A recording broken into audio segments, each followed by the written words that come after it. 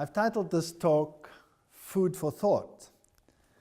And we're going to talk about a few general things, and then we might look at some of the issues which might affect our minds. And we are living in very troubled times, and I think we need to have absolutely clear thinking patterns. There should be nothing that interferes with our minds so that we are not able to discern between right and wrong. And there are a few problems in this world that we can do absolutely nothing about. You can't jump off the planet if it starts bothering you.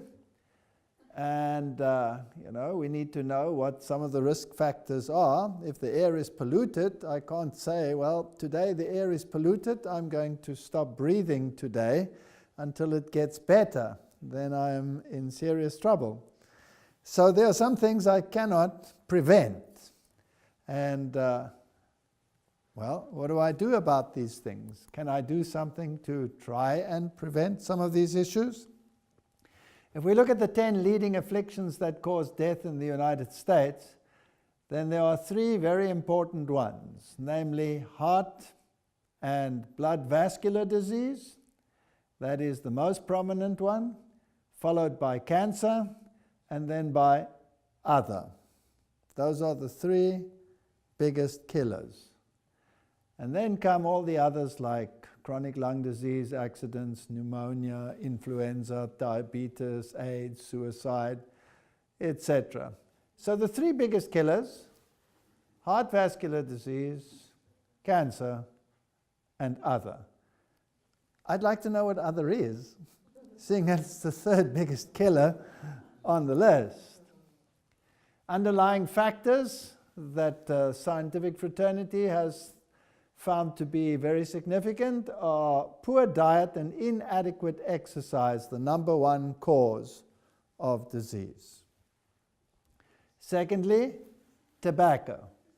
Then comes alcohol, and then infectious diseases, etc., firearms, illicit drugs, etc. So again, number 1, lifestyle diseases. Number 2, a lifestyle disease. Number 3, a lifestyle disease. It's pretty obvious what the problem is and where it lies. So what are the factors that lead to longevity? Number 1, don't smoke. It's very simple. You cut out that huge factor in your life. Get enough sleep, 7 to 8 hours. That's your regeneration time. We have a anabolism and we have a catabolism.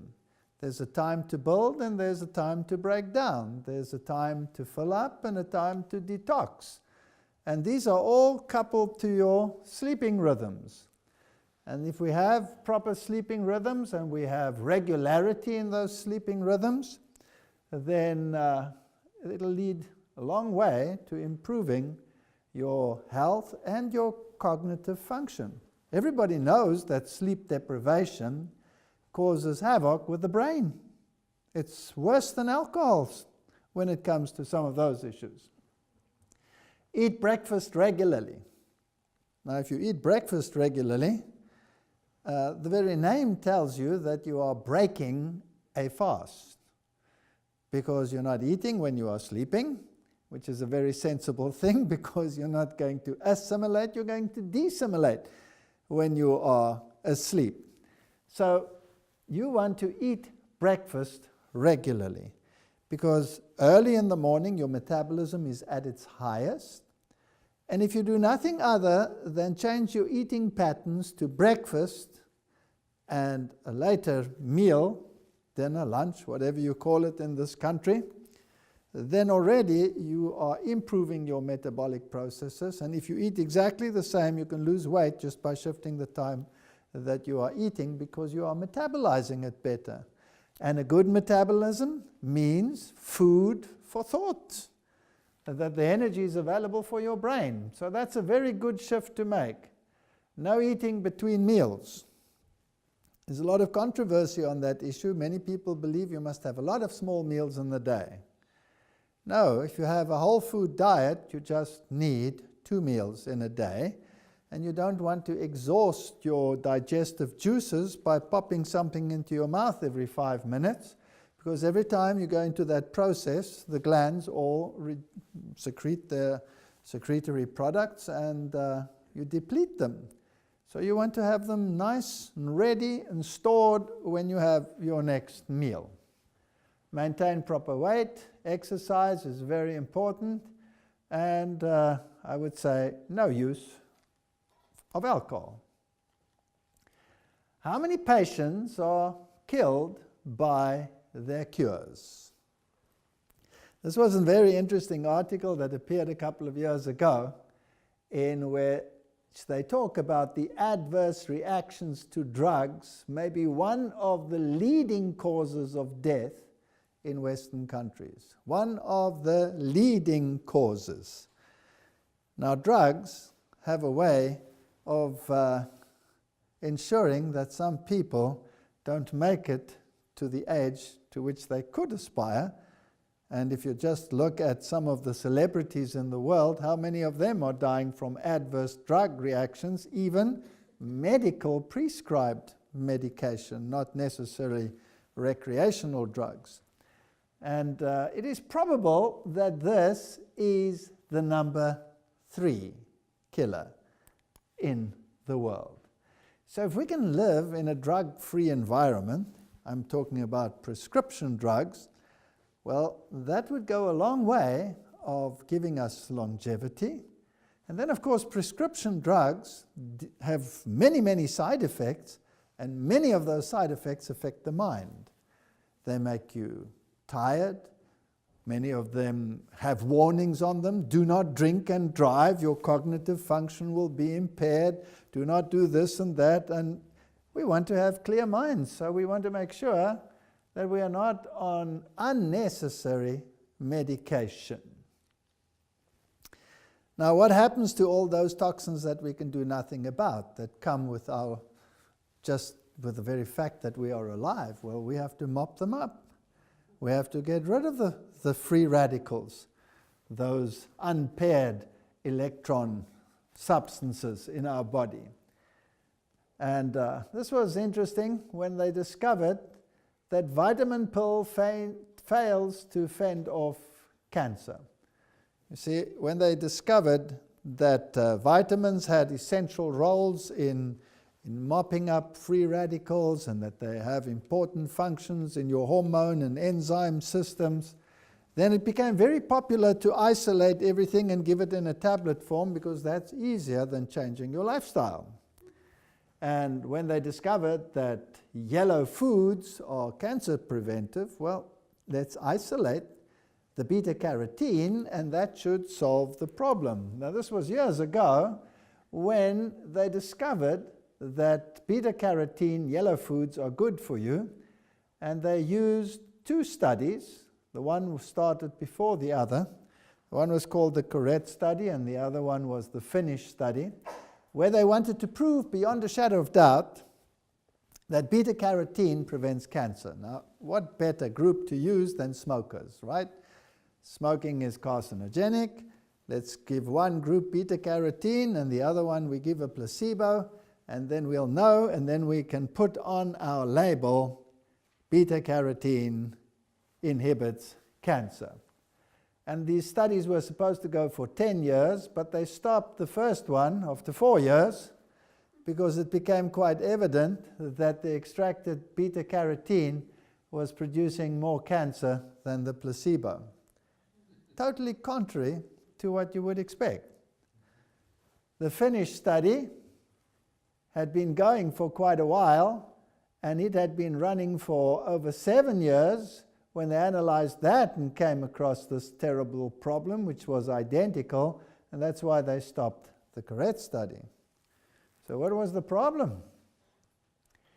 Dangerous beta-carotene, said the press and the medical magazines. As soon as you isolate a substance from its environment, it can very often have the exact opposite effect of what it has in its natural combination with all the other foods and flavonoids in the food that we have at our disposal. So if they analyze all the foods, you find that they have high sources of vitamin E, which is a powerful antioxidant, and very important for brain function, very important. And it's wheat germ oil and the sunflower seeds and the nuts and the olive oils, and these that are rich in those, and there are antioxidants in the fruits and the vegetables, strawberries, plums, oranges, grapes, all these fruits and vegetables, garlic, kale, spinach, Brussels sprouts, broccoli, all of these are highly active as antioxidants. So basically, what is the best tablet that we can consume?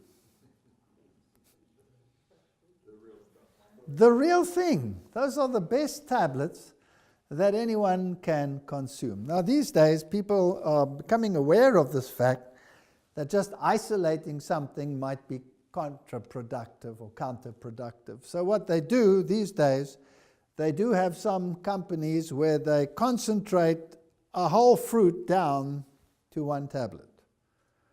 And then basically everything that was in the fruit should basically be in the tablet. And these whole food vitamin supplements are probably quite good and quite expensive, but if you eat enough variety of fruit, then you can spare yourself quite an expensive urine. So here we have some of these high antioxidant foods, and the berries are excellent antioxidant foods. And I mean, in Canada, in this country where I'm standing now, you have such a wonderful berry country. You should be consuming these all year round and freeze them or whatever, make smoothies of them. Wonderful stuff. And they've analyzed what they are, and it seems as if every single fruit or vegetable has something else to offer, like Brussels sprouts has the phytochemical sinigrin added to others, or the broccolis have the sulfophanes, or etc. There are a whole host of them. Caffeic acid, not to be confused with caffeine, in fruits. Phytic acid in grains. Now, phytic acid gets a bad press sometimes because it is an enzyme inhibitor. And people think, well, if it inhibits enzyme action, then it must inhibit digestion, and therefore it must be bad for you. So in some quarters you hear that certain grains are bad because they have these inhibitors. When you think about things in terms of creation, you get a totally different mindset. You begin to understand things from a different perspective. And you ask yourself the question, would the God of the universe make a mistake like this to put something in the grain that prevents the complete digestion thereof? This must be a horrendous mistake. Perhaps if we were God, we could improve on this. And you don't think like that in the scientific fraternity, because the divine foot is never allowed in the door. But they found out that many foods have strange starches, for example, which we cannot digest. And the grains have these inhibitors. But the interesting thing is, we are not just looking after ourselves. We carry with us organisms that are symbiotants and which provide numerous functions in our body, and our colon has to be kept in a perfect state in order to deal with many, many issues, and those bacteria want to be healthy. Now, what if I digested everything that was useful and hogged it all for my own self, and by the time it got through to the colon, there was nothing sensible left for those organisms to utilize? Well, then I would be in trouble, right? And so they found that the bacteria can actually cope with the phytic acid perfectly, and they're actually getting the residues for their own activities. And these strange carbohydrates that you find in foods like potatoes, etc., besides the normal starches which we get, We don't digest them, but they do. And so we have a healthy flora because of this, and it leads to a better, intestinal integrity. So I don't think there are any mistakes. Now, what are the best brain foods in the world? Dates. This is nature's highest source of glucose aside from honey. And all fruits, generally, are the best brain foods in the world. Why? Because the brain is a glucose hogger. It mops up your glucose, as we will see in a moment. And then all these fruits, of course, figs, bananas, grapes, carob, currants, and all dried fruit are especially good. And it's fascinating if you look at history, the armies of old, the armies of Israel, the Roman armies, they marched on fruit. And if they didn't have fresh fruit, they marched on dried fruit. That was the ration. And there's nothing better than that. And then, of course, the nuts, particularly the almond, legumes, all legumes, because they're rich in carbohydrates, whole grains, avocado is an excellent brain food, and the brain consists largely of fat. So a good fat that is digestible, doesn't increase cholesterol, and doesn't make you fat, would be coconut and coconut water. Excellent brain foods. Now we'll come to those in a minute. So the legumes provide perfect brain food. The nuts, excellent. If you look at the sprouted seeds, they give you the antioxidants. These are all excellent brain foods. These will give you natural antibiotics, the garlics, and the cruciferous vegetables will give you a host of chemicals that will mop up free radicals and are highly anti-carcinogenic. So these are excellent brain foods as well, because they create the environment in which the brain can function. Umbelliferous vegetables, Zolanaceae, that's the tomato and the eggplant and the peppers and the potato. Those are foods that are either very high in antioxidants or high in antioxidants and starches. And the onions and the pumpkin family.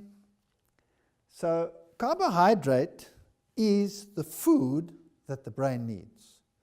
If you want to have a healthy brain, you must have carbohydrates. Your brain occupies only 2% of your body weight, but consumes about 20% of your body's oxygen and up to 50% of your body's glucose. That's incredible. And it functions only on glucose as an energy food. Now, what would happen, therefore, if your diet consists largely of protein, as people do in the world today? You'd have to convert that protein first to glucose before the brain can utilize it. With all those toxins that are produced in the process, which we discussed last time, where all those amino groups are split off and the ring structures and all the toxicity that comes into the body, the free radical formation, all of those issues. Whereas if you took the foods that we just spoke about, then the antioxidants would be there and the carbohydrates would be immediately available. Now we have to deal with this carefully because the world is very anti-carbohydrate diets in the world today. And the reason is because they totally ignore the fact that there's a vast difference between refined foods and unrefined foods. A vast difference. Nowhere in the world do we find natural, refined foods other than products that are used by animals such as bees, for example, will produce honey, which is a partly refined food. But even that has all the minerals and enzymes that you find in nature, in nectar, still present in them. Now, a number of years ago, the study was done on various rats that they fed various diets. And the interesting thing about this group of rats over here, it's an old picture, but it makes an interesting point. These rats here on the left, you can see their nice taut little tails, they're being held by their tails. They are alive and well and have healthy coats. And these rats on the right over here are on the point of death. They're still alive, but they're on the point of death. That's why they're not moving. You can see their tails are limp. They're not pulling at all anymore. And if you look at them, although the picture's poor, you can see they're pretty tatty. They're moth-eaten. They've seen better days. And what is the difference between the two groups? Because they are of identical age. Absolutely identical. The only difference between the two is not even in diet. They got exactly the same food every single day. But the ones on the left got as much as they needed, and the ones on the right got as much as they wanted. It's the only difference. So the ones on the right overate, and they lived only about half as long as the others. So overeating, even on good food, is just as bad as binging on bad food. So a good piece of advice to have a healthy brain is not to take all the energy and use it to digest your food because you've overstuffed yourself, but to eat enough so that the digestion is well, rapid, proceeds according to plan, and the energy is quickly available. Refined foods are devitalized foods. They impede the immune system. They eventually will enhance diabetic problems. They are carcinogenic because they don't have the fibers, and so the system becomes clogged. And rats fed carcinogens and complex carbohydrates show lower incidence of breast cancer than rats fed carcinogens and simple sugars. Scientists are sometimes quite mean. To feed an animal specifically a carcinogen is not a very nice thing to do, but if they give them complex carbohydrates, well, then it doesn't happen. Even skin cancer. Even skin cancer. You know, we put all these creams and all these things on us. They found that if you have a diet rich in phytochemicals, then your probability of getting skin cancer is very, very low. Even when they irradiate the animals, if they give them a phytochemical-rich diet, they don't get those cancers. So what about these foods? Rich, refined, sweet foods. Well, it's glucose. There's lots of sugar there. Is that the way to go to feed your brain? That is the question. And if not, why not? Because the brain utilizes sugar. Eating simple sugars, says the Cleveland Clinic of Wellness, or highly processed carbs provides a quick spike and drop in blood sugar response, which leads to low levels of the brain chemical serotonin. And low serotonin levels lead to feeling bad, crabby, and irritable. Serotonin is involved in the regulation of mood, sleep, and appetite. Low levels of serotonin are linked with depression and anxiety. In fact, the psychiatric drugs that are used in the world to treat people that have schizophrenia or violent emotions are actually drugs that elevate serotonin levels. So obviously, there must be a problem with highly processed, refined foods, and we want to know why. If you look at a normal grain, you'll see it has various components. There's a germ, which is rich in fats and enzymes and some proteins. And then you have the endosperm, which is rich in carbohydrates. And then you have the bran on the outside, which is rich in fiber. And there are two kinds of fiber, soluble fiber and insoluble fiber. Now, if you have the whole grain and it passes through the intestine, then the insoluble fiber creates the bulk so that the fecal matter can pass through unobstructed and pass out readily. And the soluble fiber is equally important because the soluble fiber actually binds to sugar. Now that's an important point. If you have the soluble fiber in your diet and you have the sugars in your diet, they are held by the soluble fiber, but not with strong bonds. So as you're digesting your food, they come loose periodically and they enter your bloodstream. If you take the soluble fiber away and you take the sugar in its refined form, then there is no soluble fiber to hold on to the sugar, and therefore it shoots straight into your bloodstream and gives you this glucose spike. You have to deal with this glucose spike because your brain operates in very even glucose levels. That's why we have these systems, these hormone push and pull mechanisms to maintain glucose at absolute equal levels in as far as is possible. So a spike is highly dangerous. It damages the blood vessels. You have to get rid of it quickly, otherwise the brain can go into coma. So you release vast amounts of insulin and it drops to below par and you're hypoglycemic. And now the brain is craving what it's not getting in the right quantity. The only way to ensure that you get it in the right quantity is to eat it as a whole grain. Then you have slow release of glucose over a period of time.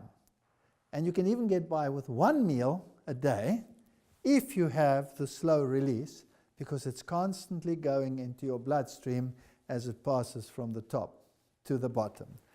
So this is your safeguard. Now, why don't we have that anymore? You know, in the old days, things were easy. They used to mill the grain with stone mills. And the grain goes in and it grinds this lot together and the whole package deal comes out on the other side. Marvelous. Now, if you're milling this portion over here, which contains the fats, and you leave that grain stored in its milled form, then it can go rancid. If you want to feed millions of people in cities, and you have to produce millions and millions of tons of this to feed humanity, then grinding with a stone is a slow process. We need something fast. And this is where the bolting machines were developed that don't grind everything but work on rollers. So you feed it in and it goes through rollers which are spaced at different levels, and it cracks this outer layer off in the first rollers, get narrow and narrow, and then eventually this is crushed fine and comes out. And this, being full of oil, the germ, actually, because it's oily, sticks to the rollers. So then you have a scraper on the roller and it scrapes it off. So at the end of the process, you have three products. You have the wheat germ, you have the white flour, and then you have all the bran in three piles. Well, that's marvelous, because now you can sell three products rather than just one product, which is good for the industry. So the one goes into the cosmetic industry, the other one goes into the constipation industry, and the other one goes into the white breads and the sweet things that we eat on a daily basis. And because it is dysfunctional, we are basically, all of humanity, in this crisis of being, well, hypoglycemic. This is colon cancer rate and the amount of fiber. And you can see that as the fiber increases, so the rate of cancer actually comes down. Now, what's also fascinating about fiber is that the non-soluble fiber, which sees to the motility in your gut, actually combines with excess cholesterol and toxins. That's very fascinating. I mean, why should the grain be able to bind with the substance that you want to get rid of when it is in excess? It smacks of design to me. And that would prevent, all the extensions and the diverticuli and all those gut problems that we have in the world today. Now, this is typically what happens if you have a glucose meal without fiber. As you look at the glucose levels in the blood, and these are minutes after a meal, so this is 180 minutes, so that's 3-hour period. When you have that meal, immediately the glucose level rises, and then in response to insulin release, which then also rises, it actually drops down, and here it is at a lower level than when you started. So we call this portion, this drop, hypoglycemia, low blood sugar. This is insulin secretion in the two graphs. And you see this graph over here in the glucose ends up where it was, basically. So what happened here? This is when you add fiber, then the glucose level doesn't drop down to hypoglycemia. So it's fascinating that if you go into nature and you take a fruit, the more sugar there is in the fruit, the more what will there be in it? The more soluble fiber. Now, who thought of that? Who thought of that? The sweetest thing on earth that you can chew as a fruit is a date. And a date is sticky and tacky. Why? Because it's rich in soluble fiber. So if you want to give your kids a treat, then get them used to taking a date.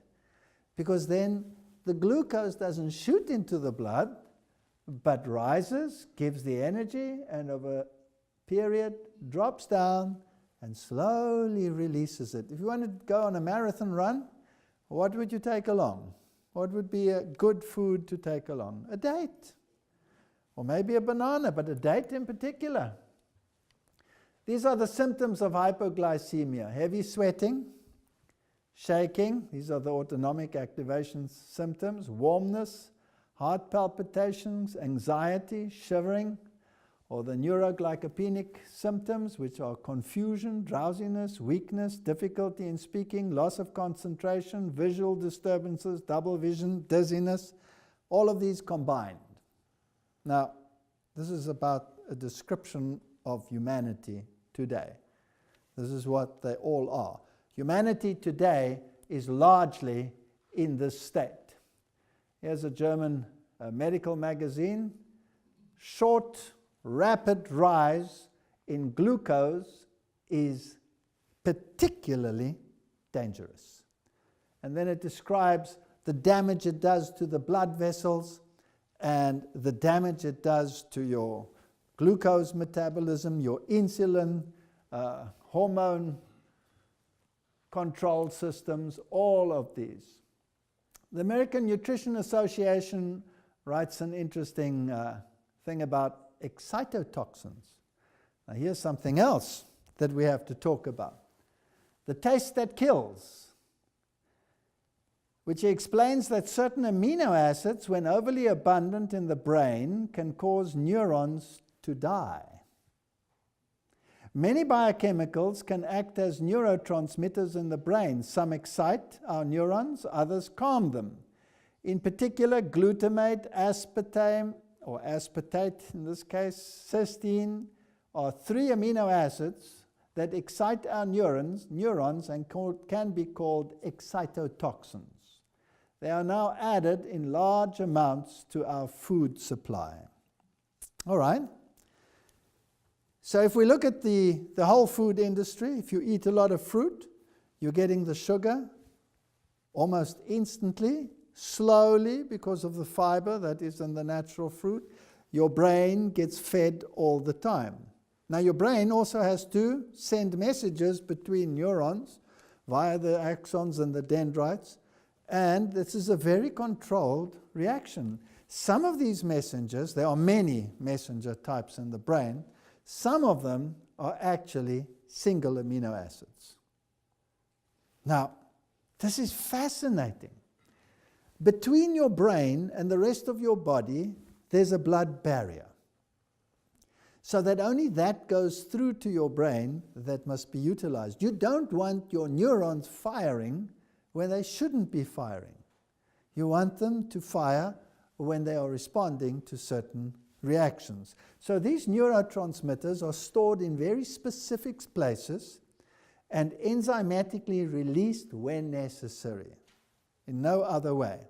And they are simple amino acids.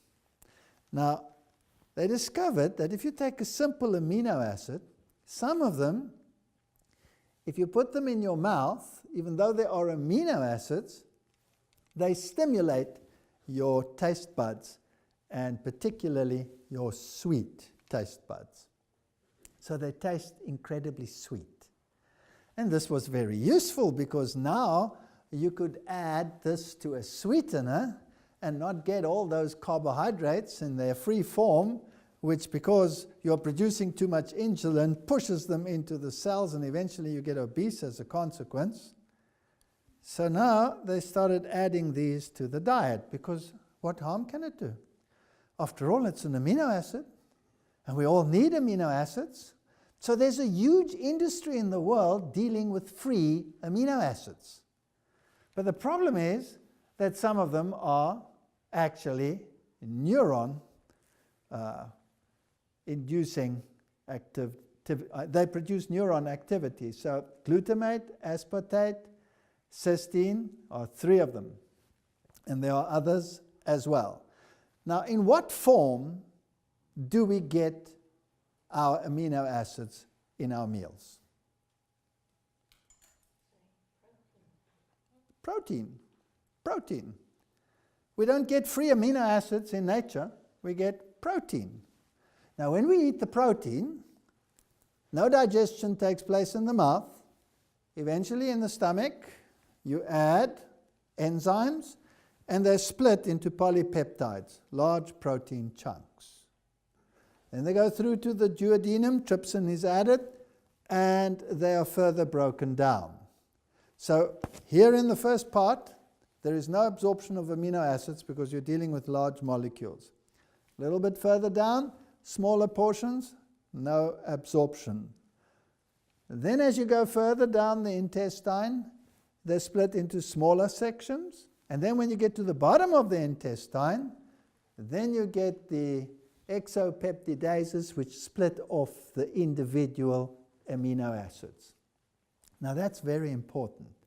So where in the digestive process do the free amino acids actually start coming into existence? Right down in the bottom of the intestine. Nowhere in the top portion where you are absorbing. Right down in the bottom. Now, the top portion is drained by blood vessels which go directly into your blood. That's why glucose from fruit kicks in quickly, because it goes directly into the blood. It's beautifully, is it a word I may use? Designed? So that those foods go quickly into your blood. But these at the bottom, the free amino acids, they don't go directly into the blood, because the bottom is drained by the hepatoportal system, which means that blood goes to the liver. And the liver is a factory. And the liver takes the free amino acids and packages them 2 by 2 into dipeptides. Now they're inactive in terms of neurotransmission in your bloodstream. They're floating around. They can be taken up into the brain. They'll do nothing in your brain. Nothing. They won't transmit any activity over there. And then they're packaged and placed and stored in particular areas. And when necessary, an enzyme splits them, and the free amino acid can do its job.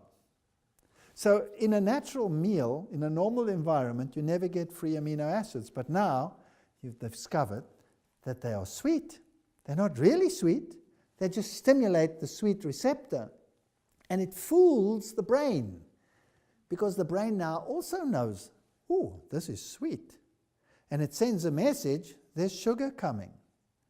And then you start producing insulin to cope with the sugar. And eventually, there is no sugar, because you're on a diet and you're on this stuff. And so eventually, the body says to the brain, excuse me, you are lying to me, and thou shalt not lie.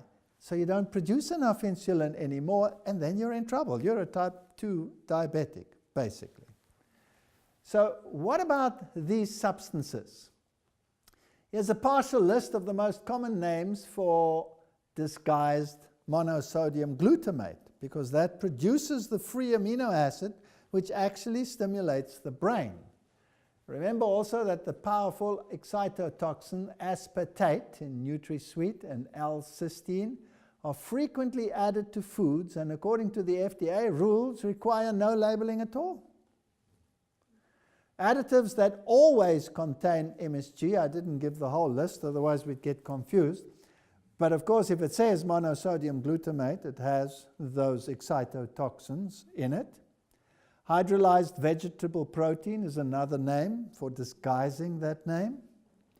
Hydrolyzed protein, hydrolyzed plant protein extract, sodium caseinate, calcium caseinate, yeast extract, texture protein, autolyzed yeast, hydrolyzed oat flour. These all are actually acronyms for MSG. So you have to start reading. When you buy, use your eyes. Read the labels. Now I want to talk about one, just to give you an example of what happens when you take this, because this is the one that is used most commonly. And we're talking about foods that affect your brain. Aspartame is the technical name for the brand names NutraSweet, Equal, Spoonful, Equal Measure, all of these. And it accounts for about 75% of adverse reactions to food additives, as reported by the US Food and Drug Administration, and there's the webpage. There are some 90 symptoms listed in the report of the Department of Health and Human Services.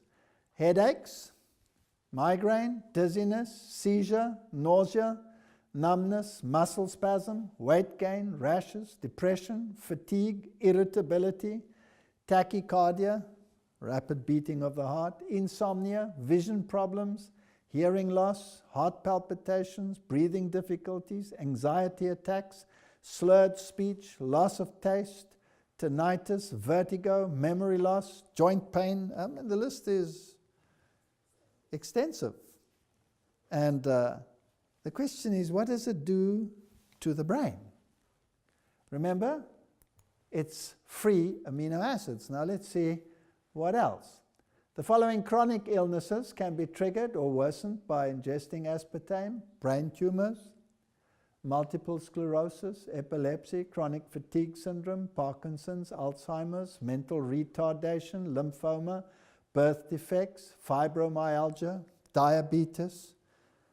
I mean, this doesn't sound like a very pleasant product. It's made of 3 chemicals: aspartic acid, phenylalanine, and methanol. Now, aspartic acid is an amino acid taken in its free form, unbound to protein. It significantly raises blood plasma levels of aspartate and glutamate. Aspartate and glutamate are excitotoxins. So in other words, when you're taking this substance, your brain is firing when it should not be firing. So you will have reactions. And many food additives, colorants, and all of these do exactly the same thing. I don't want to go into every single one. It's not necessary. But these excitotoxins actually stimulate the brain to such an extent that you have the hyperactivity in the world that we have today. I remember in the good old days that when the teacher said, "sit still," everybody understood what it meant. Nobody understands in this day and age what it means. And my wife, for example, taught in a school with problem children in a very, very, very poor society. And all they ate was refined food. And if you can think of all the troubles that came along with that. Now, what happens when you do this? Excessive levels of phenylalanine in the brain can cause the levels of serotonin in the brain to decrease. Now that again will have all kinds of results. And you can have bipolarism, you can have episodic events in the brain of deep depression to euphoria and all of those issues. And then the methanol that is produced when you take this is actually not just a byproduct, as you will see. The recommended limit of consumption is 7.8 milligrams per day. Recommended limit of consumption. It should really be 0. A 1 liter aspartame sweetened beverage contains about 56 milligrams of methanol. Heavy users of aspartame containing products consume as much as 250 milligrams of methanol daily, or 32 times the limit. I don't think you really want to do that. Aspartame can be found in instant breakfast foods, breath mints, cereals, sugar-free chewing gum, cocoa mixes, coffee beverages, frozen desserts, gelatin desserts, food, juice beverages, laxatives, multivitamins, milk, drinks, pharmaceuticals, supplements, medication is full of it, shake mixes, soft drinks, tabletop sweeteners, tea beverages, instant teas and coffees, toppings, wine coolers, yogurts, you name it, it's in everything. If you start reading the label, you will see where this product has been introduced. Now, what is fascinating to me, that this is a modern industry. It's for this generation. And some of the dates when we come to when these things were developed for the first time become even more fascinating. Now, the world today is using stimulants, and when you get up in the morning, you need to have a stimulant. So the stimulants used are tea or coffee or cola drinks, or if you're addicted to smoking, nicotine, or if you're a druggie, cocaine and amphetamines. And then at the end of the day, because you're highly stimulated, you need a depressant. So you come home, you need an alcohol, you need a beer or a glass of wine or a whiskey or whatever. Or if you're into this sort of lifestyle, narcotics and cannabis or marijuana or hashish. Some people use hallucinogens like LSD, ecstasy, etc., inhalants, petrol, glue, thinners. That's if you're really down and out and can't afford the other stuff. The fact of the matter is, I'm not going to talk about all of these. I'm just going to talk about the stimulants and what they do. Now, on the left over here, you have a healthy city lung. And you can see it's full of dark spots because, well, you have to breathe the air and it's full of pollutants. It shouldn't really look like that, but that's considered a pretty healthy lung. On the right over here, you have the lung of someone who smokes. Now, the chemicals that are produced when you smoke are absolutely horrendous. The benzene derivatives that are carcinogenic, the nicotine, of course, and then, of course, the massive oxygen deprivation that you have in your system directly affects your brain. It benumbs your brain. Besides that, there's a massive difference in the development of children that grow up with parents that smoke. Now, these studies were done by a colleague of mine on rats. And he took pregnant rats, pregnant female rats, and he injected by weight the equivalent of what a human being on average smokes, if he is a smoker, of nicotine. So they got a daily dose of what a human being by size, so a very small amount of nicotine injected into the mother while she was pregnant. And then he looked at the pups after they were born as to how the lung developed. Now the pups, of course, never smoked. Smoking is even worse, because then you're getting all the smoke and all the other tars and all of these issues into your system. This is just the nicotine that was injected into the mother, and supposedly there's a barrier, a blood barrier between the placenta and the mother.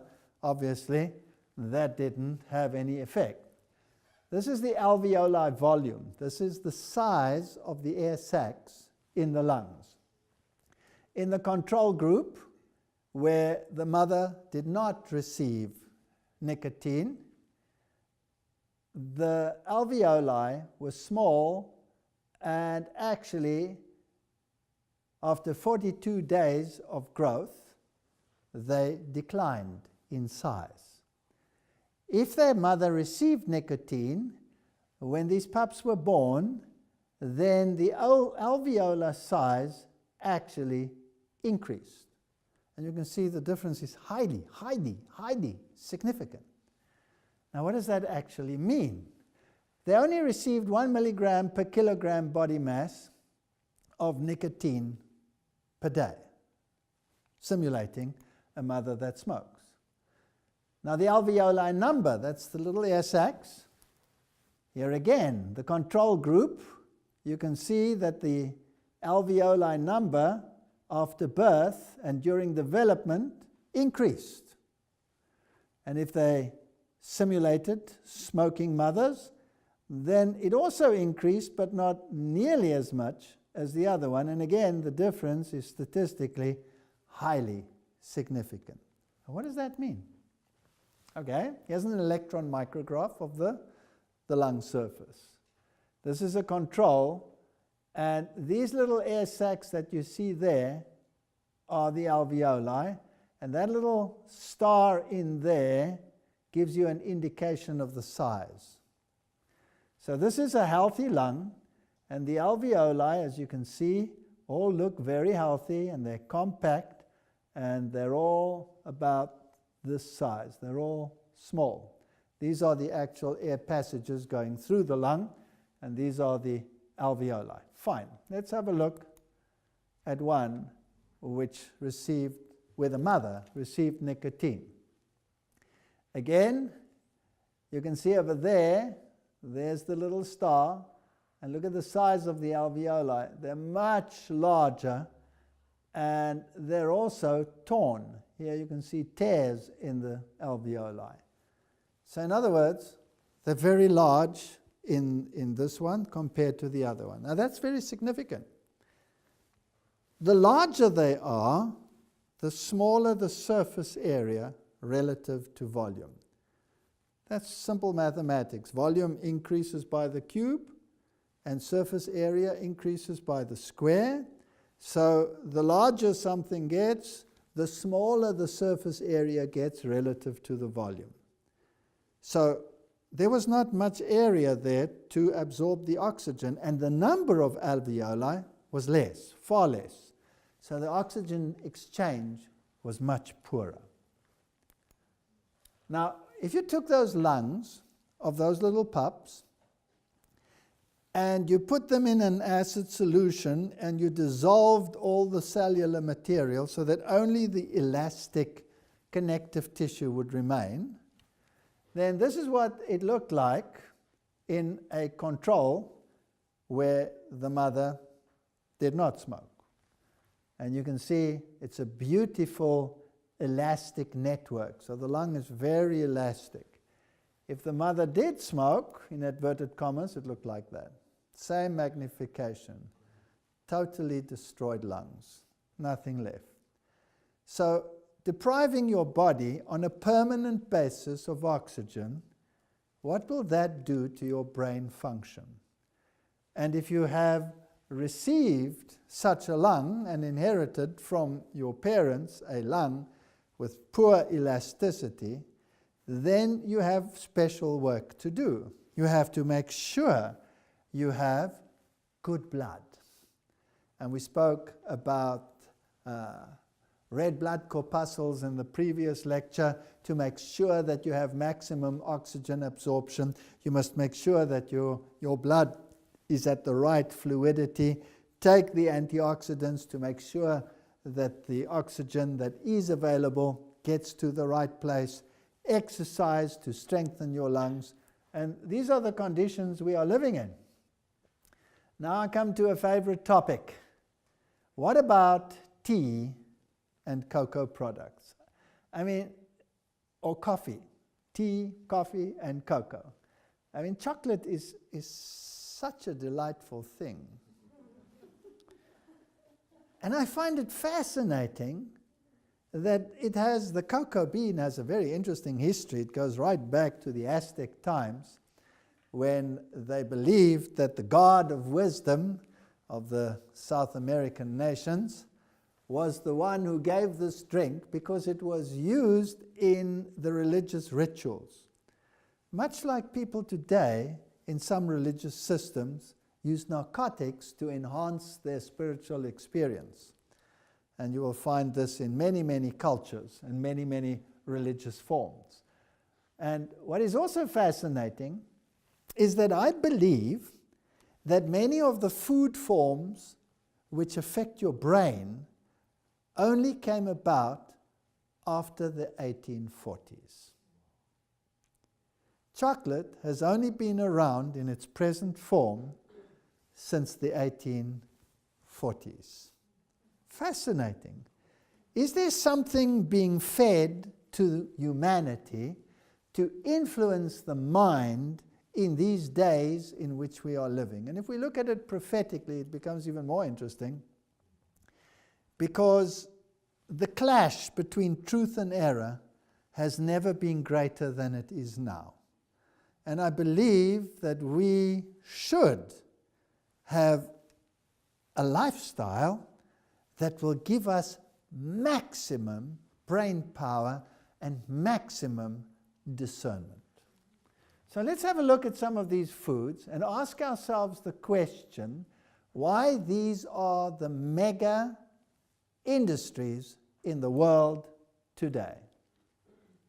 If we look at the biggest industries in the world, and you can look it up on the web, you just punch in, it's very simple to find, the largest companies in the world and the largest food and drug companies in the world, and then you should find something interesting. Well, here's a picture, Mars Incorporated. It's one of those companies that falls into that top company in the world category. Some of these companies are number 1 or number 2 or number 3 up to number 10 in the hit parade. I mean, this is competing with mega mining companies and computer companies, etc. Mars Incorporated makes these sweet little treats like Milky Way, Snickers, and Twix. And here you have the cocoa beans being imported for the production thereof. And these things have only been available since after the 1840s. Never before in history, except perhaps as this watery drink that they made for ritual purposes. And then it became popular when the cocoa bean was brought to Europe by Christopher Columbus. And it wasn't popular at all because it's bitter and horrible, and you have to get used to the taste. And so it became popular in the courts of kings. Isn't it interesting how corruption starts from the top down and not from the bottom up necessarily? Here is Nestle, one of the mega companies in the world. We know that they are famous for their chocolates and all of these. These are the biggest companies in the world. Or the Pepsi company, which of course produces Pepsi and Mountain Dew and all of these drinks, and PepsiCo and all these fast foods and these snack foods, which largely have all of the substances in them that affect the brain. TBHQ.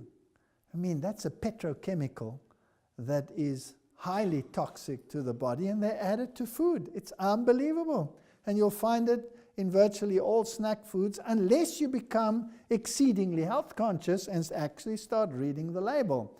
All the unnatural antioxidants, they're all loaded to these products. And we'll see why this is important in a little while. This is the Unilever group. They make mayonnaises and they make ice cream, which is also a milk, sugar, and often chocolate combination. I think this is the second biggest company in the world today. Used to be the biggest. And that's Coca-Cola.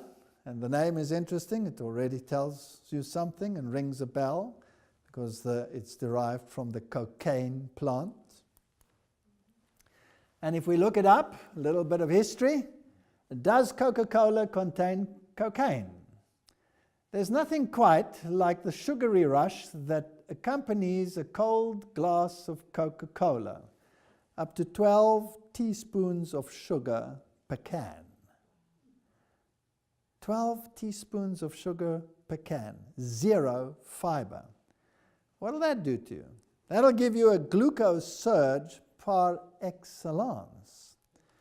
It'll shoot your glucose up, give you the concomitant insulin surge, bring you into hypoglycemia, make you depressed, reduce your brain function until you become non-functional. And the way to solve that problem is to take another one. And the same with coffee or any one of those drinks. And then to make it worse, they add caffeine. And we'll see to that what that does in a moment. Until 1903, the world-famous soft drink contained a significant dose of cocaine. While the Coca-Cola company officially denies the presence of cocaine in any of its products, past or present, historical evidence suggests that the original Coca-Cola, in fact, did contain cocaine. But Coke wouldn't become completely cocaine-free until 1929. That's an interesting date, very interesting date, when scientists perfected the process of removing all psychoactive elements from cocoa leaf extract. While the modern-day recipe for Coca-Cola is highly prized company secret, there is reason to believe that the beverage still contains the same non-narcotic cocoa leaf extract that it did in 1929, and according to the New York Times, the Coca-Cola company was continuing to import coca leaves from Peru and Bolivia until at least the late 1980s. So what they're doing, we don't know, but probably the drug is extracted now so that it's no longer there, but it has been replaced with caffeine. Another mega company is Mondelez International. They produce Cadbury and Trident and Oreto and all of these products. So what are the mega companies in the world today? Those that produce chocolate, those that produce milk-sugar combinations, and I didn't even list here the coffee companies, and well, I didn't even list the alcohol companies. So these are what are the mega companies today? Alcohol, chocolate, and these sweet things, and coffee. Now here's a tea plantation, and you can see it's nicely maintained, perfectly square, and looks magnificent. And this is the eland, the largest antelope in the world, and it is chewing away at this acacia tree. Now when the eland actually chews this plant, the plant, when it is broken, releases a pheromone, and the pheromone instructs the rest of the plant that it's being eaten. And immediately the plant responds by introducing more tannin and certain alkaloids. And immediately, when those levels of those toxins rise, the eland decides that this plant is no longer palatable and moves on. Now, what's interesting is this substance that is being produced is a pheromone, and so it also has an effect on the trees in the immediate vicinity. So this prevents overgrazing. I think it's a perfect design structure. So the animal will eat here, because a herd normally passes through, they will eat, and then they will walk away, and they'll walk 100 meters, 200 meters, and go and graze over there where the effect is not felt. So the animal is clever enough to avoid the alkaloids which are produced so that it won't be overgrazed. Because what's the point if the animal destroys the entire plant? This is a very clever mechanism. Now, is this evolution or is this design? To me, it smacks of design. It's a beautiful design. Can you see how nice and flat the surface of this tea plantation is? Absolutely perfect on top. Now, plants don't grow like that, so how did they get like that? Well, you can't go and prune those. It would take too long with a little shear or something like that. So traditionally, you walk through it with long sticks and you just knock off the tops. And they're so au fait with it, they do it beautifully, and you get this nice flat surface at a height where you can easily harvest. Perfect. But when you slash it like that and you break the leaf, then what does that simulate? Somebody chewing the plant. And so how does the plant respond to this? Increases the toxins, the alkaloids and the tannins, to prevent further grazing. Now it's interesting that the plant also takes care of its regrowth. Again, is this evolution or is this design? So it takes care of the regrowth. How? By ensuring that the new plant that grows, the new leaf and the bud, contains the highest level of these toxins, so that the animal will avoid it and not come and chew all the new growth, so that the plant has an opportunity to regenerate itself after it's been eaten. And that's how it is avoided. And this is exactly what mankind does. It simulates the grazing, chopping it off like that, and then they go and they pick the regrowth. Can you see the lighter ones? That's the regrowth. And it consists of the two leaves and the little bud. And that has the highest level of caffeine and other alkaloids in it. Now, if you use it just like that, you call it green tea. It still has high levels of caffeine. It also has, like any plant has, nutrients in it, of course. But if you have a toxin together with nutrients, then rather take something that is not affected like that. Now, if you take natural herbal teas, like, for example, rooibos tea or any herb tea out there, when they harvest it, it's the whole plant they harvest. It's not done in this method. So there is no reaction by the plant. You're getting just the good stuff. But using this method, you're actually picking the most toxic portion that every sensible animal on the planet would avoid. Now, man is not satisfied with the green state unless you can fool a health freak to take it. So what he does is he dries it. What does that do? It concentrates it. And then he goes a step further. Then he takes this dried state and he puts it in big vats and starts fermenting it. So bacteria come and they ferment it. What are the bacteria using? Everything that's edible in the plant. And when the fermentation process has stopped, that means that everything that is a nutrient has been removed. So what is left? Pure, unadulterated toxin. That's what's left. Now you take this and you dry it again, concentrate it down, package it, and you call it black tea. And black tea is full of compacted toxins that every sensible animal on the planet, except the stupidest planetary animal, will avoid. Now you pour that into a cup of hot water and extract the toxin. What does it taste like? Disgusting. It's bitter.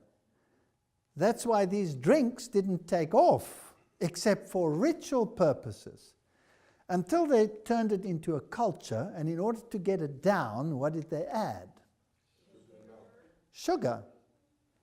But that wasn't enough, so they added milk, because milk masks the bitterness and it flows better down into the stomach. And the sugar, of course, masks the taste. Now imagine what trouble you have to go to make something that is impalatable, palatable. And why do people do it? Why? Why is it a mega industry? Here are the structures of the alkaloids that you find in tea, coffee, and cocoa. They're very similar. Theophylline is what you find in tea, and it's very similar, just a small change over there. Theobromine is the main component of cocoa, which is used in chocolate, and caffeine is the main component that you will find in coffee. But you'll find caffeine and the other products in tea as well. So they're there in various combinations. Now, caffeine influences many body function: gastrointestinal function, weight loss, kidney and urinary tract. It affects that, cardiovascular system, aging, nervous system, women's health, diabetes. And if you want to go into a little bit detail, it produces high blood pressure, high cholesterol, and it also increases homocysteine. And homocysteine increase is to do with heart function. Acid reflux, GERD, or gastroesophageal reflux disease, women's health, PMS, menopause symptoms are affected, infertility, osteoporosis, irritable bowel syndrome. I mean, the list is endless. There are also, of course, fatigue, insomnia, and mood disorders, depression, migraine, glaucoma, prostate inflammation, etc., etc. So caffeine is a dangerous product. But I'm concerned about the mental health issues. Now, one of the things that caffeine does, before I get to those, is that caffeine, when you absorb it, affects your adrenal gland. And immediately when there's caffeine present, the adrenal gland produces cortisol. And cortisol is your fight and flight mechanism. So you will produce adrenaline and cortisol, those two. The adrenaline gives you that lift and that hype, and the cortisone makes you release your stored glucose in your muscular system and in your liver. So you get this massive glucose surge, and your glucose goes up, but there's no fiber. And normally that's your fight and flight mechanism, so you're going to utilize the glucose to run away from your enemy or to fight your enemy. But if you're sitting behind a computer and you're having a cup of coffee, none of that happens. So what's going to happen to that glucose? Insulin, down it comes, and you're what? Hypoglycemic. So just the caffeine will do what the sugar meal will do. Exactly the same thing. So now, what if you take a can of Coca-Cola that has 12 teaspoons of sugar and you add caffeine? What happens? You get a double whammy, because both of them will produce hypoglycemia, and it will put your mind into such a roller coaster that it's unbelievable. But theobromine in chocolate, caffeine in coffee and in tea is not the only substance that we find that have these effects. So these alkaloids are actually classed as stimulants or psychoactive drugs, which act primarily on the central nervous system, where they alter brain function, resulting in temporary changes in perception, mood, consciousness, cognition, and behavior. Caffeine is the world's most widely consumed psychoactive drug. Stimulants appear to have positive, invigorating effects on the mind and body, but in reality they exhaust the system, which causes cravings for more stimulants, and this way a dependency on the drug is developed. These alkaloids induce symptoms which mimic many psychiatric disorders.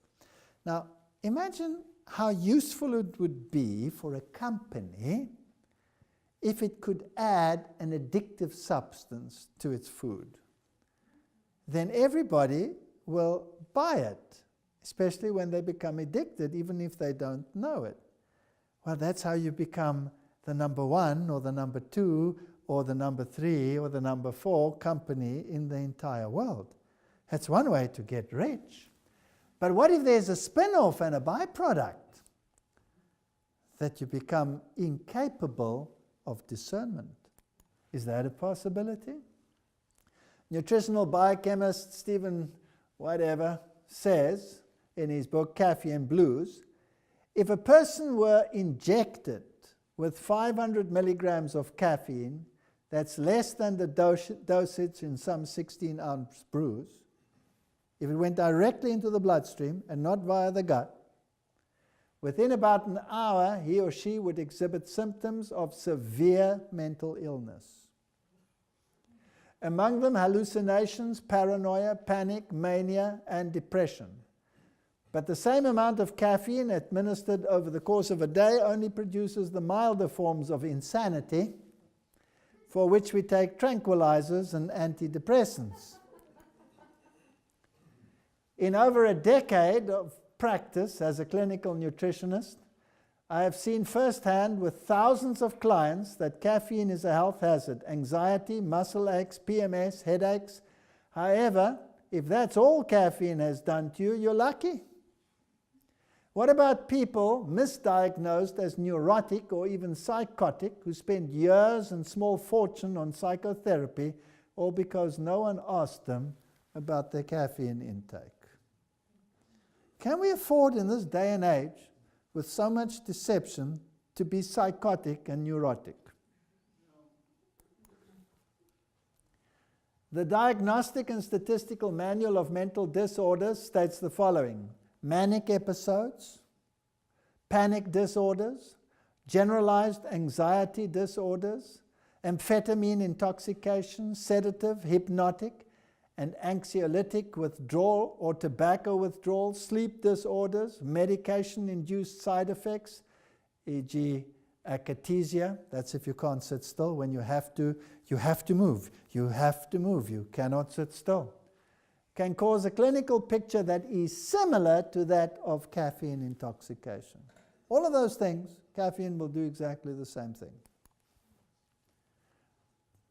Here's another publication from the medical journals. Caffeine intake often perpetuates many of the factors contributing to weight gain and continued obesity. Coffee and caffeine intake aggravates stress, including physical, mental, and emotional stress, leading to increased levels of glucocorticoids, which I spoke about just now, including cortisol. A well-documented relationship exists between chronically elevated levels of these stress hormones and the deposition of excess fat in the abdomen, leading to obesity as well as increased caloric intake, particularly increased ingestion of fats and sugars. Just run your mind over this.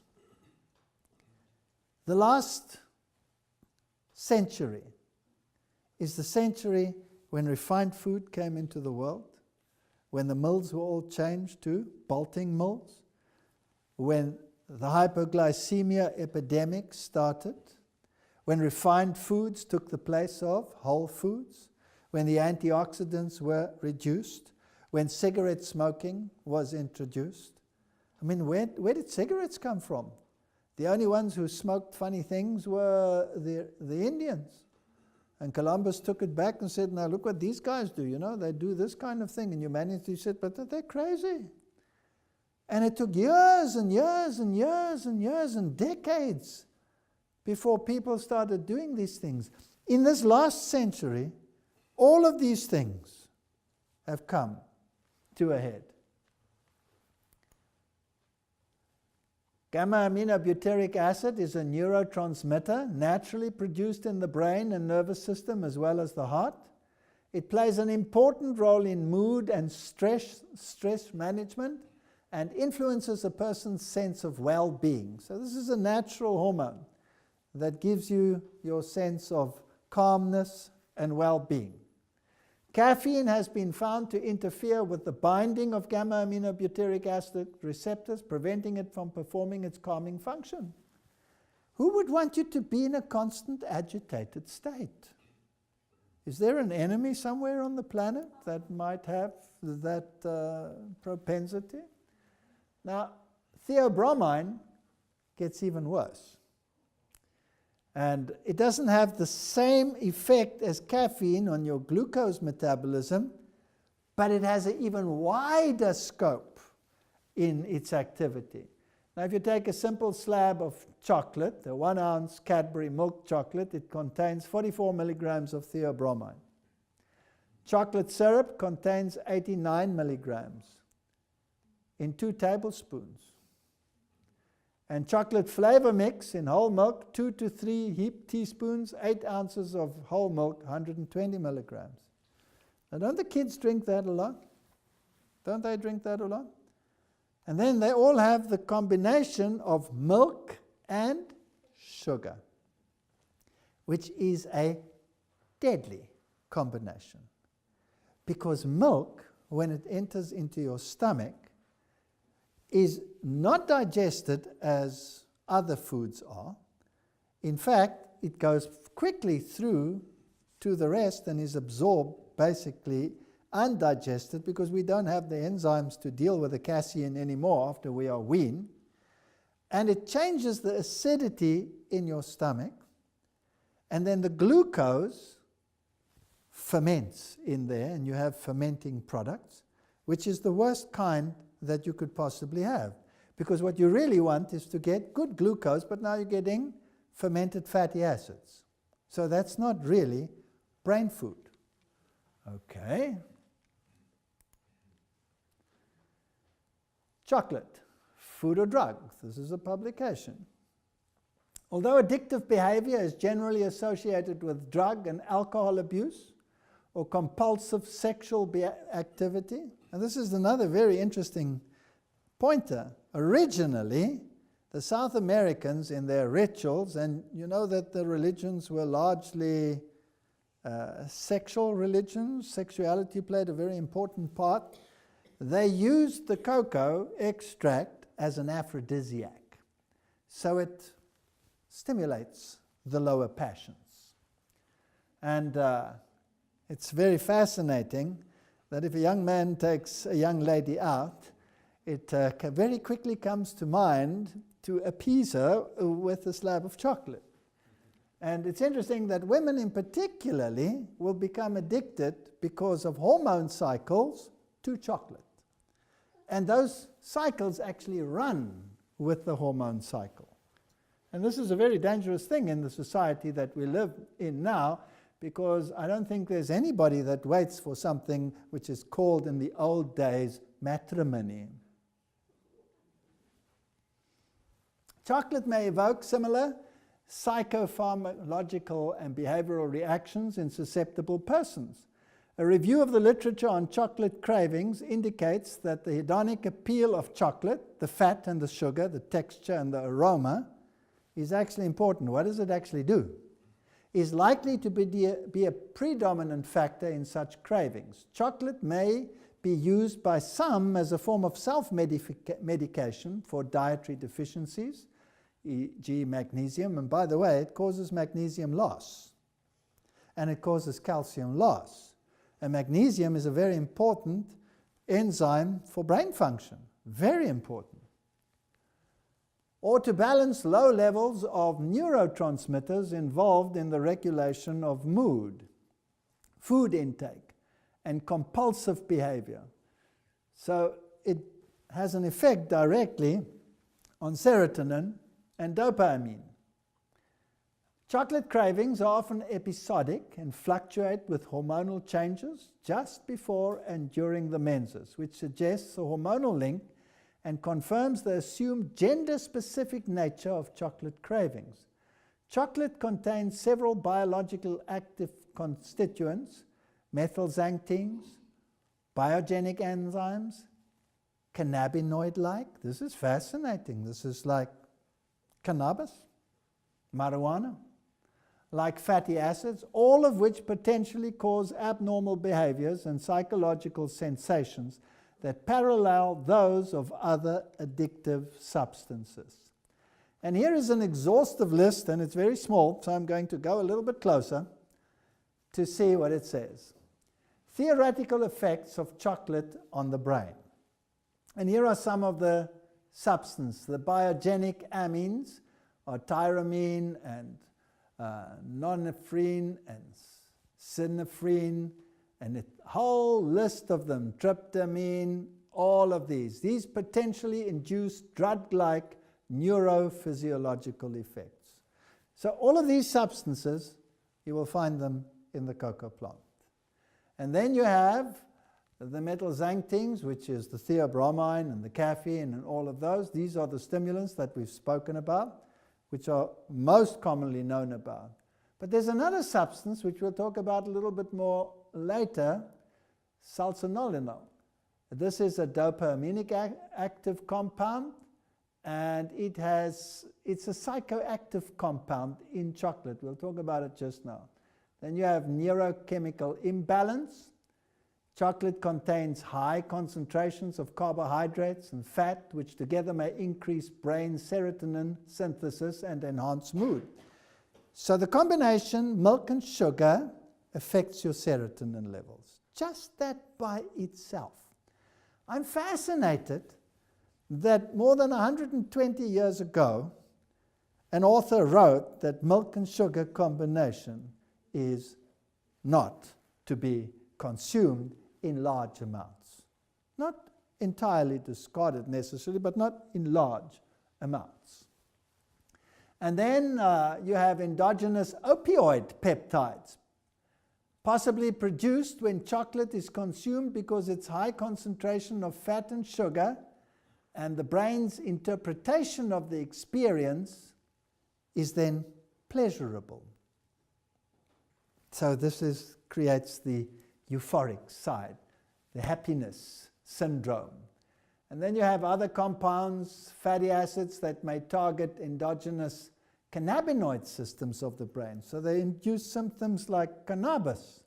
And then you have the neuropeptides, which fluctuate in specific brain peptides and cause differences in the way neurotransmission takes place.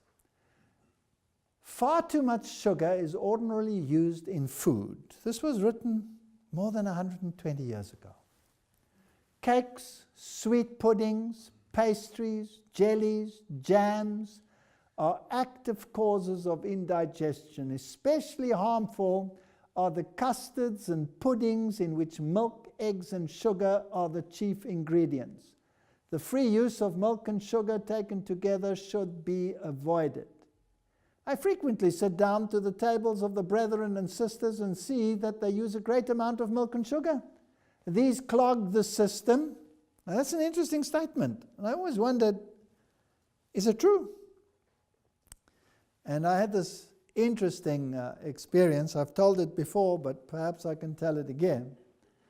I was writing a book on health, and I was searching all the scientific literature, putting it together with the research we were doing in our own laboratories. But one of the issues that I didn't have time for at that stage, and I wanted to find something in the literature, was the question milk and sugar. And I couldn't find anything in the literature.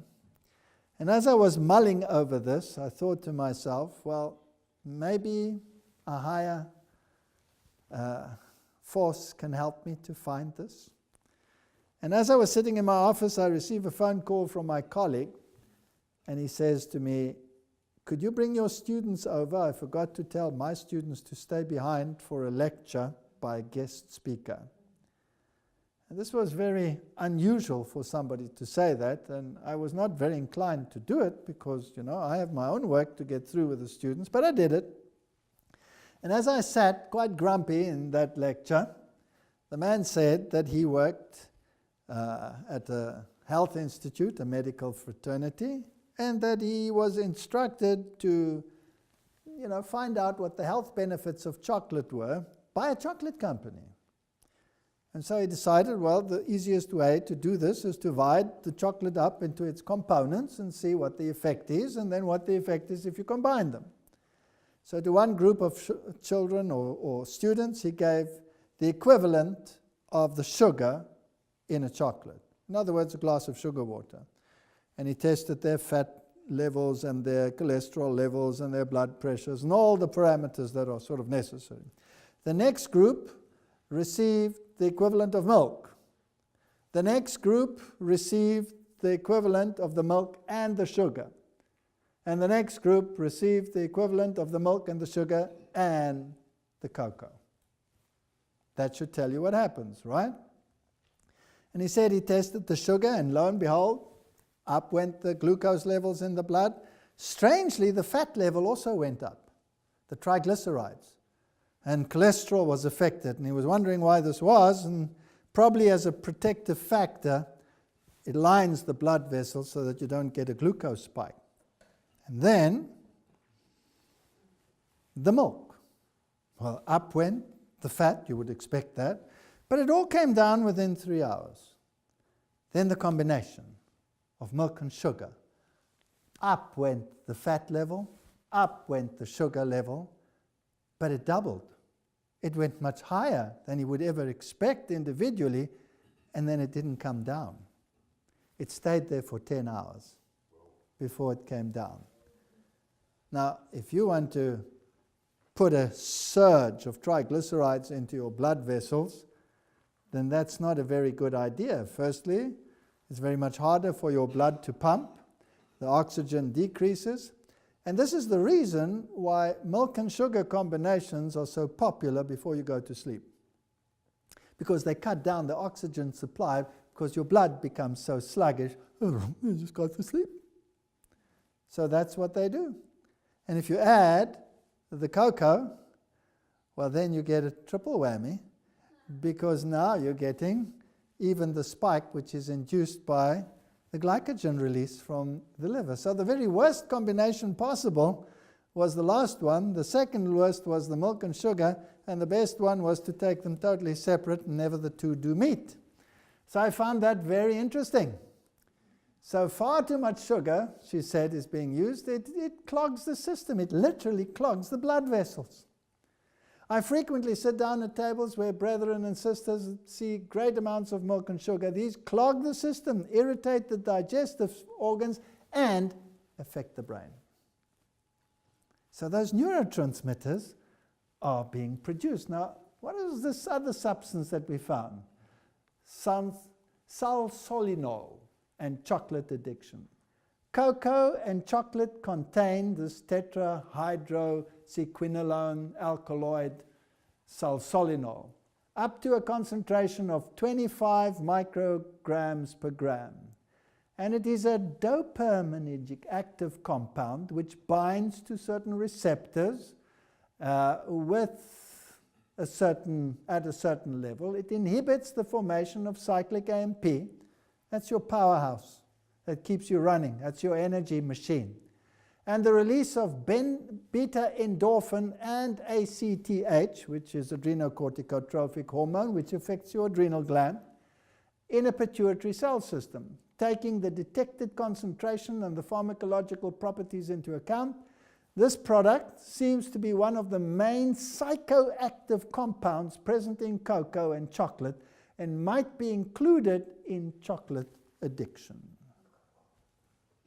Do we really want to take substances that have been invented for the last generation to keep them non-functional, and incapable of making informed decisions. Do we really want to? Or do we want to avoid it? A neurotransmitter called anandamide was isolated in chocolate by the scientist in 1996, and it is an endogenous cannabinoid neurotransmitter found naturally in the brain. And it targets the same brain receptor as THC, tetrahydrocannabinol, which is from the drug cannabis, the active ingredient in cannabis. How does this work? Brain cells have a receptor for THC, which is the active ingredient in marijuana. The receptor is a structure on the surface of a cell that can lock onto certain molecules, making it possible to carry a signal through the cell wall. This is the lock and key system, and the active compound will lock itself to the protein on the membrane of the cell, and that triggers a reaction inside the cell, and in this case, the THC, that chemical reaction, is what would make someone feel high. So it's actually a drug. It's a drug. Now, what about all the smart drinks that we have in the world today? These are high caffeine drinks, and they contain substances which are addictive. And there are now cases being investigated where young children who are addicted to any one of those, or some of them, are actually dying as a consequence.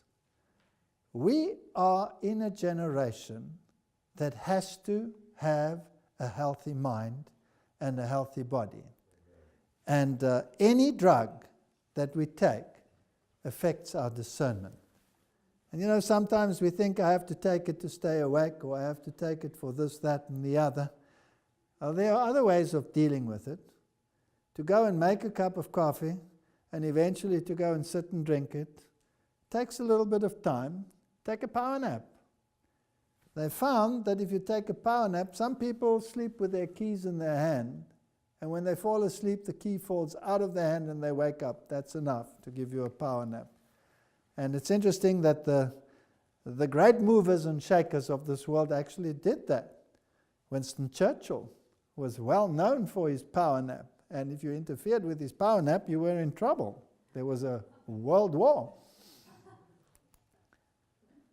1 Corinthians 10:31, whether therefore ye eat or drink, or whatsoever ye do, do all to the glory of God.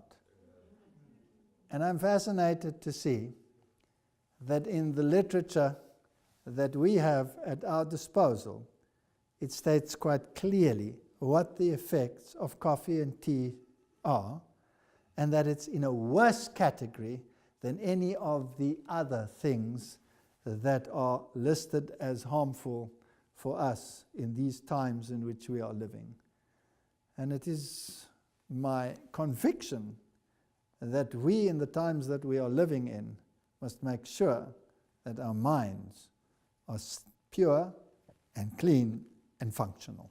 Thank you.